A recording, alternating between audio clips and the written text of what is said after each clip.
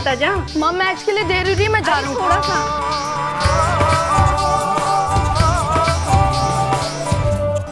अरे भाई जल्दी कीजिए, मैच शुरू होने वाला है। कर रहा हूँ, मुझे भी जाना है। मैच शुरू होने जा रहा है। टीम ए पहले बैटिंग करेगी।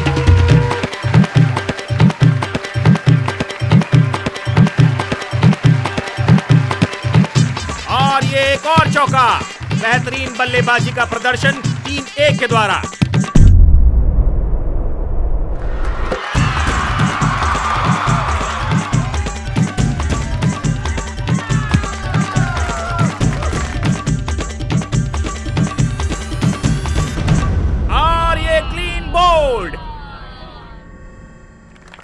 टीम ए 63 रन पर ऑल आउट। अब है टीम बी की बारी।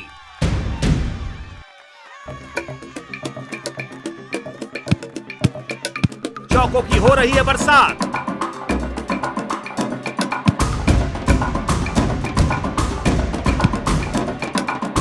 और ये एक और चौका। खेल का आखिरी ओवर। ऐसे में क्या टीम ए जीत पाएगी?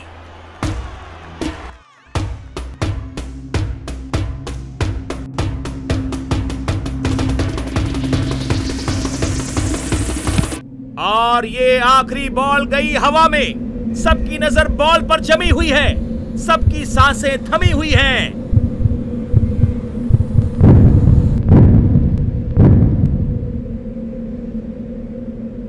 और ये छक्का नहीं, आउट है ये। और टीम ए ने मैच जीत लिया है।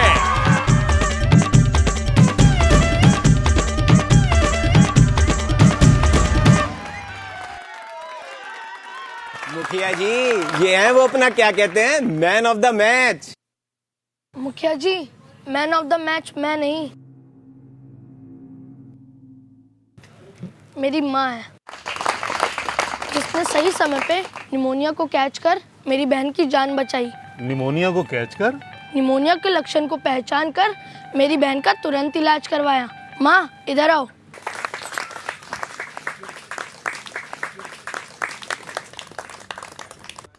मैं अकेली इस तारीफ की हकदार नहीं हूँ, आशा जी को भी इसका श्रेय जाता है।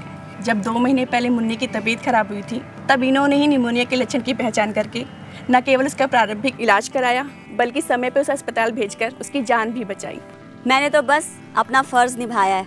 बल्कि सच तो ये है कि कोई भी खिलाड़ी अकेले कोई भी खेल नहीं खेल सकता। उसके लिए सबको एक साथ मिलकर खेलना बहुत ज़रूरी होता है, और निमोनिया को हराना बिल्कुल इस खेल की गेंद की तरह होता है। वो सब तो ठीक है आशा दीदी, लेकिन ये निमोनिया क्या होता है और गेंद और निमोनिया का क्या लेना देना? चलिए अब मैं आप सबको सब शुरुआत से आसान शब्दों में बताती हूँ। निमोनिया फेफड़ों में होने वाला संक्रमण है जो बैक्टीरिया और फंगस से फैलता है। इसमें बच्चों को सांस लेने में कठिनाई होती है, और पता है ये इतनी खतरनाक बीमारी है कि अगर इस पे ध्यान ना दिया जाए तो ये जानलेवा भी हो सकती है। निमोनिया से ज्यादातर बच्चों को खतरा होता है। और हाँ, रही बात गेंद की, तो जैसे एक खिलाड़ी जीतने के लिए अपनी नजरें गेंद पे जमाए रखता है, ठीक उसी तरह हम सबको भी अपनी नजरें निमोनिया के सभी लक्षणों पे जमाए रखनी होंगी, ताकि हम उसका सही इलाज कर पाएं और उससे बचने के तरीके ढूंढ पाएं। तभी निमोनिया पर जीत पाना मुमकिन होगा। और जैसे कि मैं एक स्वास्थ्य करता हूँ, तो मेरा काम है कि सबसे पहले बीमारी के सभी लक्षणों को ध्यान से देखना। निमोनिया के आमतौर पे 3 प्रमुख लक्षण होते हैं। पहला, खांसी या जुकाम। दूसरा, सांस का सामान्य से तेज चलना। और तीसरा, छाती के निचले हिस्से का नीचे की तरफ धंसा होना। इसको हम पसली चलना भी कहते हैं। आसान शब्दों में बोलूं तो ये देखते हैं।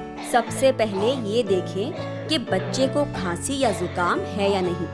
सांस लेते समय बच्चे की छाती के निचले हिस्से में गड्ढे पड़ रहे हैं या नहीं, या पसली चल रही है या नहीं। बच्चा सांस बहुत तेजी से तो नहीं ले रहा है। सर्दी जुकाम के साथ अगर ऊपर दिए कोई भी लक्षण दिखे तो मैं तुरंत उसे एंटीबायोटिक दूंगी। और यदि बच्चे की हालत ज्यादा बिगड़ी तो उसे बिना समय गवाए 108 पर फोन करके एम्बुलेंस से अस्पताल ले जाऊंगी और फिर डॉक्टर की मदद से हम निमोनिया रूपी गेंद को कैच कर इसे हरा देंगे। आया समझ? ये डॉक्टर साहब नहीं दिखाई दे रहे।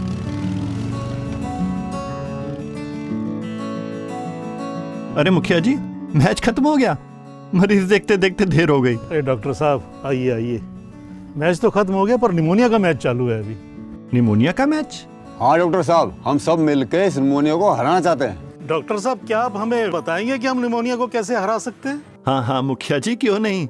निमोनिया को हराना मेरी भी जिम्मेदारी है। निमोनिया जानलेवा हो सकता है, पर अच्छी बात यह है कि इसकी रोकथाम, बचाव और इलाज बहुत आसान है। निमोनिया से सबसे ज्यादा खतरा 5 साल से छोटे बच्चों को होता है, इसलिए सबसे पहले घर वालों का नजर रखना जरूरी है। कई बार ये देखा गया है कि माता पिता अंधविश्वासी होकर या लापरवाह होकर किसी भी बीमारी के लक्षणों को नजरअंदाज कर देते हैं, और अगर ध्यान हटा, चिकित्सा में देरी हुई तो निमोनिया और भी ज्यादा गंभीर हो सकता है। इसलिए याद रहे कि आपको ये गलती नहीं करनी है और चौकन्ना रहना है। छोटी से छोटी बात का बिल्कुल ध्यान रखें और आशा जी के संपर्क में रहें, इनकी मदद लें। आशा जी स्थिति को समझकर शुरुआती इलाज पर ध्यान देंगी, और अगर समस्या गंभीर होती है तो हम डॉक्टर आपके बच्चे को सही और समय पर उपचार हमेशा देने के लिए तैयार हैं।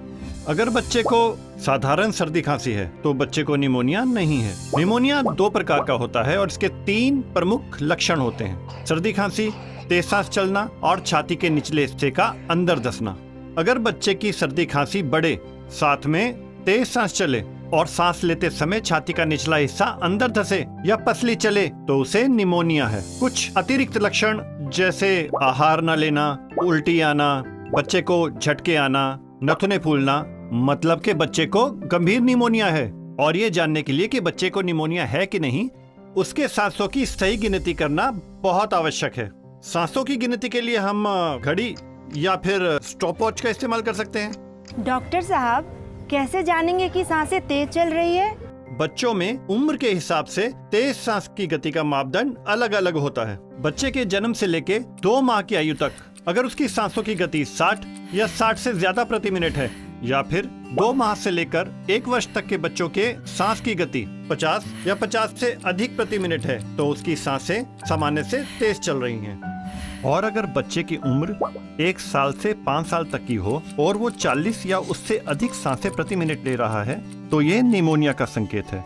यदि बच्चे की सांस की गति 70 या 70 से ज्यादा प्रति मिनट है, तो इसका मतलब बच्चे को गंभीर निमोनिया है। यदि बच्चे की सांस की गति सामान्य से तेज या सीमा रेखा पर है, तो न्यूनतम 2 बार सांसों की गति की जांच करें। सांसों की गिनती करते समय कुछ विशेष बातों का ध्यान रखें।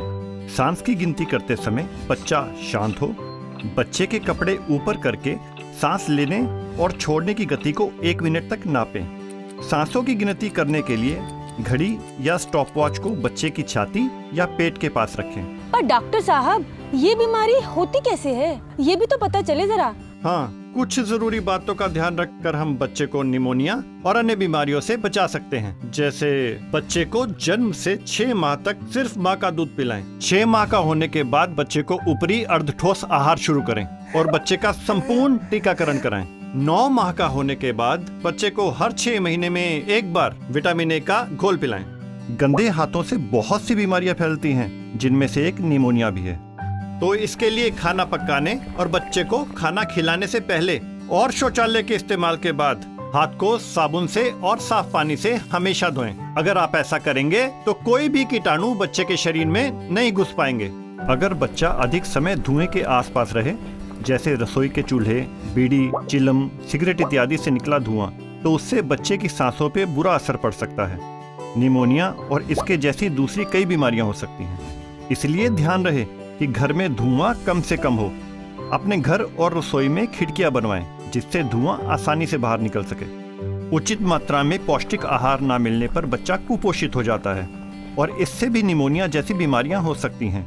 पौष्टिक आहार जिसमें कार्बोहाइड्रेट्स, प्रोटीन्स, मिनरल्स और फाइबर उचित मात्रा में मौजूद हों, वो बच्चे को हर बीमारी से लड़ने की क्षमता देता है।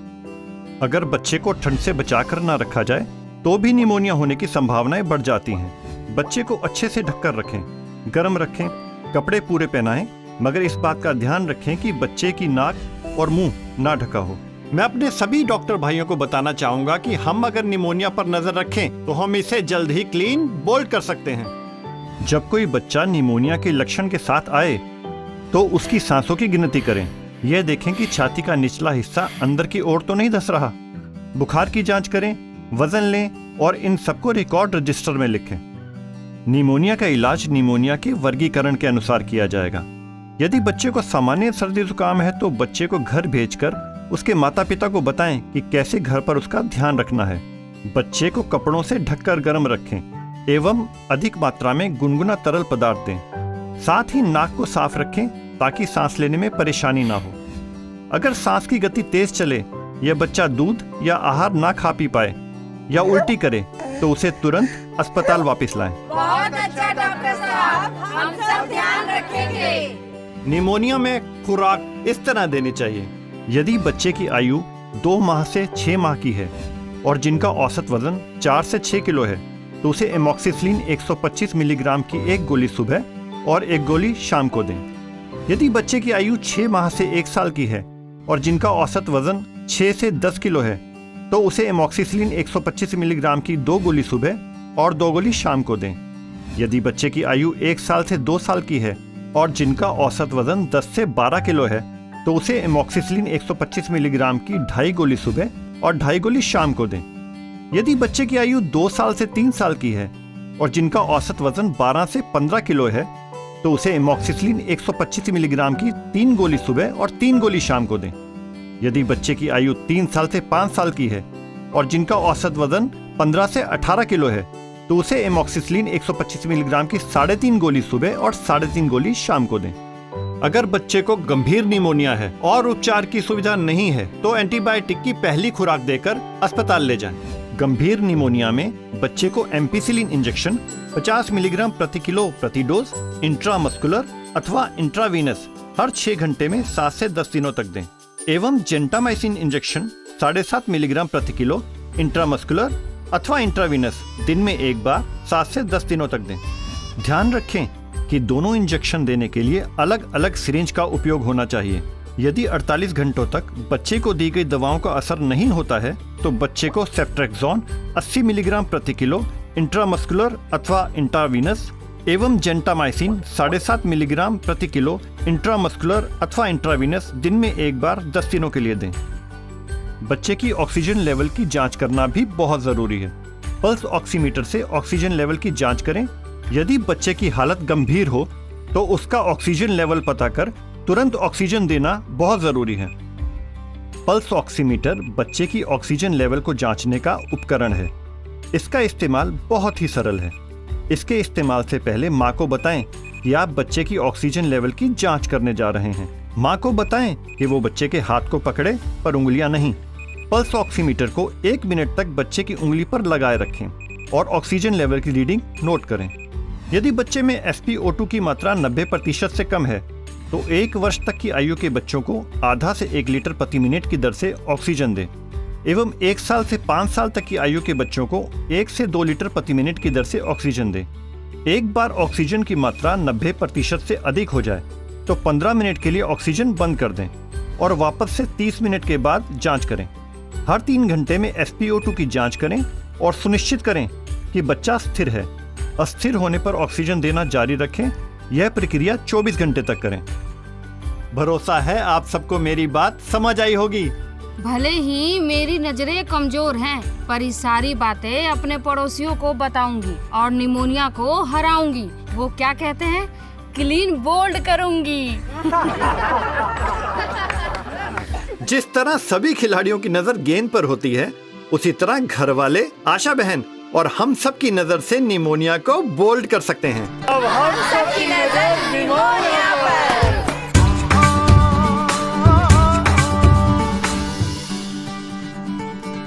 माँ की नजर निमोनिया पर।